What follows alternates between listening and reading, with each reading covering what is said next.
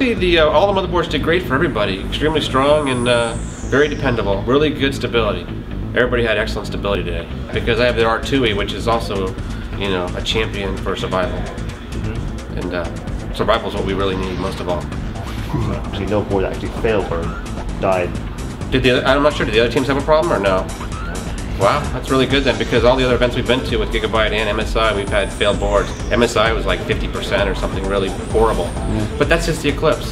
So, well, everybody was using the Kinect, you know, so using the Kinect during the benching is very helpful. Bringing the speeds up or down, and or when you have all the cards loaded in the machine, being able to start the machine up is also really handy. Power is very strong. The BIOS itself, you've overcome a lot of the X58 issues, especially on the restart S5 mode. Having the go button, we didn't get into that much, but I see the advantage of having the go button. So just having all the small things worked out in BIOS and having the engineers, you know, I guess hopefully can work out the small, you know, the little things. So we want more cores to be able to disable. Just small little tweaks, but it's an awesome BIOS for all, you know, compared to all other X58 BIOSes. Everybody else out there has all these little weird issues when you get to cold or too much voltage or change straps. You don't have that. Most definitely, this will become the #1 board on the market as far as the the one to have. Your efficiency is better than everybody else. Your survivability is better than everybody else. So your features are better than everybody else. The new power base design works extremely well. I like that you can adjust the PWM frequencies, which gives you more, you know, more stable power at the very high end, which we need. The traditional design of power, you can pretty much get to the end of your rope, and there's not much you can do with settings to get past it. So this you can actually tweak a little bit past your end wall. We wanted to come in and have them chase some CPU stuff, so I threw up a CPU-Z really quick, very low. I think it's 6.2 something or other. Basically sandbagging. And then I switched him over immediately to 32M, which we knew the other guys would want to start chasing us on 32M.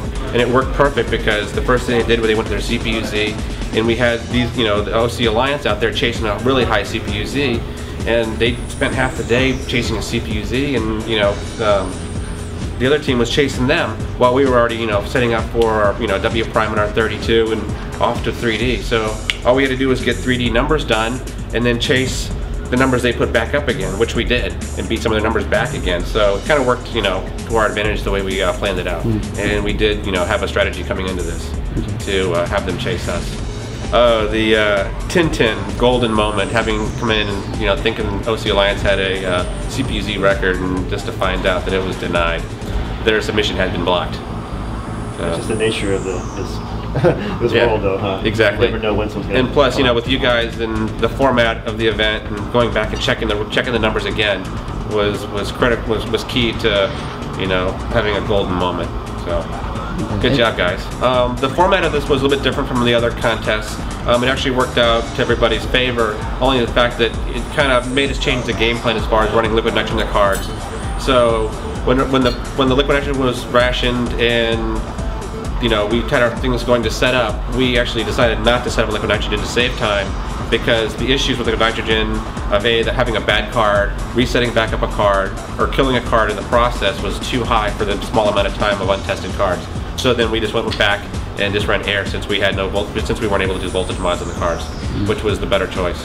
The rationing was good. It kind of, you know, made everybody, you know, really consider about what they're doing, because, you know, we had one team waste a lot of liquid nitrogen and it hurt them. As to where, you know, we used our allotted liquid nitrogen, and this morning when we came back, your tank was empty. So it was a perfect amount. You used the whole entire 250 evenly between the teams, and, you know, it made everybody change their game plan, because, I mean, even though that we kind of sandbagged with our initial CPU-Z, that was just part of our game plan, I guess.